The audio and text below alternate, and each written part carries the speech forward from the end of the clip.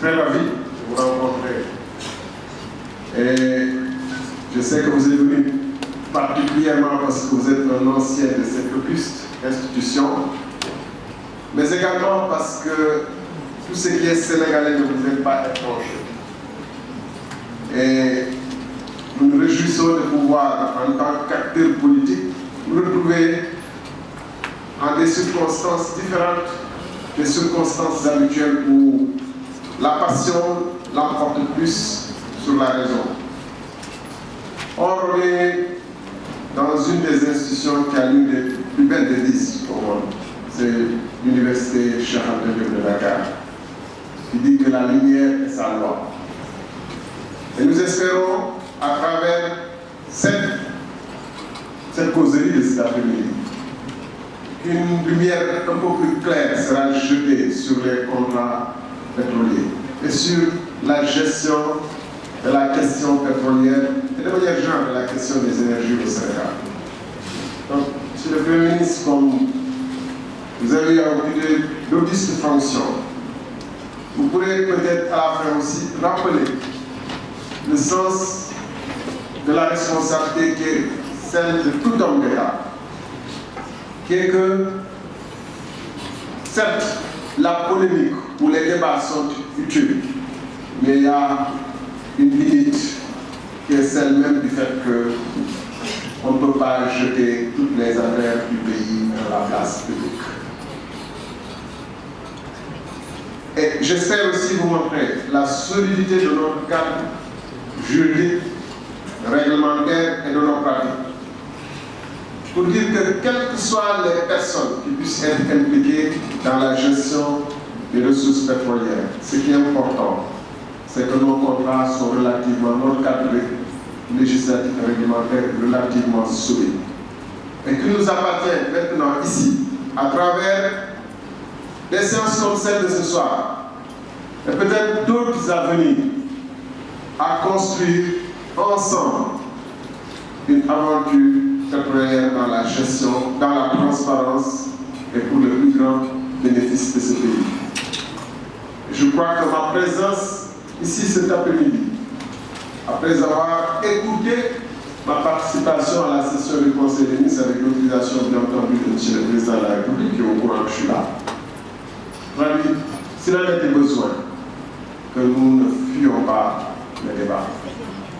Puisqu'en venant ici, je n'ai posé aucune condition à ma présence quant aux participants éventuels, quant à ceux qui doivent prendre la parole éventuellement.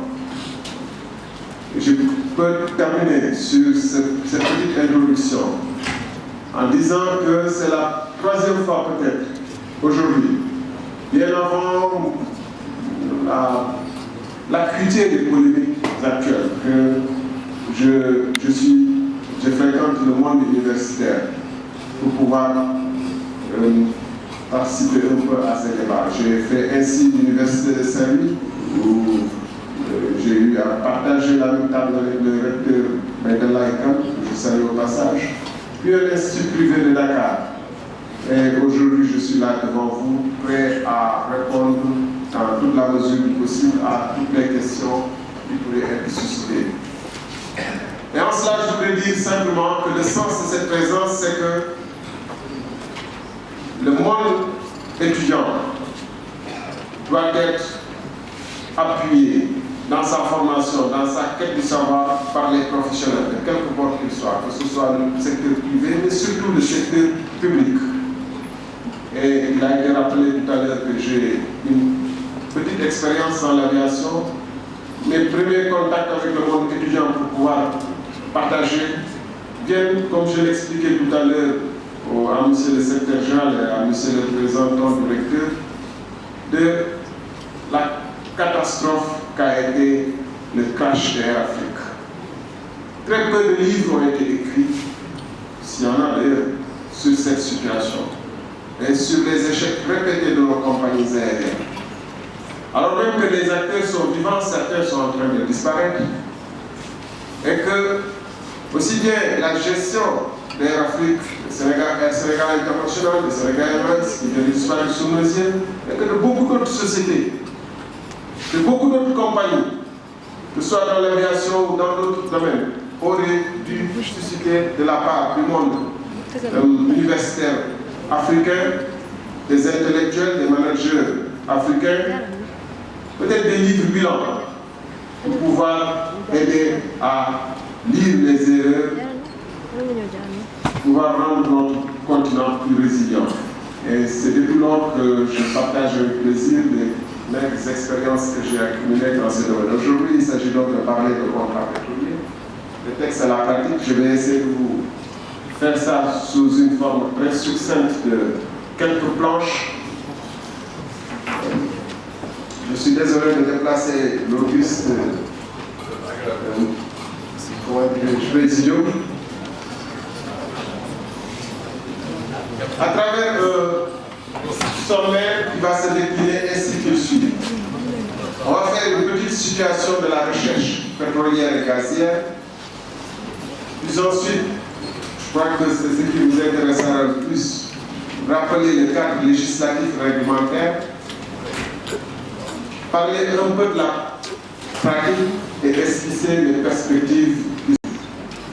Ce qui caractérise le marché du pétrole, on le sait tous, c'est une forte volatilité des cours du brut et des produits pétroliers. C'est ainsi qu'on est passé de $148 le baril en 2008 à $20 en 2000, un peu plus de 20 au cours de 29 en 2015 et 50 à nos jours. C'est extrêmement difficile comme situation tant pour les pays importateurs que pour les pays exportateurs parce que les pays exportateurs sont en train de souffrir de beaucoup d'entre eux dans le contexte actuel. La lettre de politique de développement du secteur de l'énergie qui a été établie en 2012 et qui va prévaloir jusqu'en 2017, c'est l'intensification, poser déjà la question de l'intensification de la promotion du bassin sédimentaire, c'est-à-dire que de notre bassin où on a les ressources en pétrole ou en gaz, et de l'exploration pétrolière au Sénégal. Donc des investissements engagés dans l'exploration pétrolière, c'est des chiffres importants, c'est $1 milliard US, c'est-à-dire près de 600 milliards de dollars de francs CFA depuis 1981. 100% de cet argent, de ces investissements ont été consentis par les sociétés privées. C'est un point important à noter pour comprendre la suite. On a dépensé quasiment 600 milliards pour creuser 168 en particulier, mais pas seulement, pour creuser 168 puits.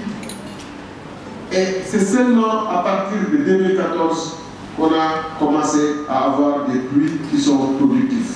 Sinon, pour l'essentiel, à part les puits de Rufisque, Gadiaga, etc., pour l'essentiel, les 160 et quelques puits creusés n'ont été en pure perte. C'est ce qu'on a appelé des puits secs.